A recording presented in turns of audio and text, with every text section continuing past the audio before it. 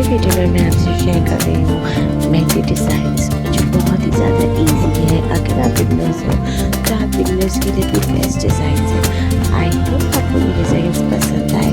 अपने फ्रेंड्स और फैमिली में ज़रूर शेयर करना और मुझे ज़रूर बताना इसमें से आपकी सारी फेवरेट डिज़ाइन कौन सी है।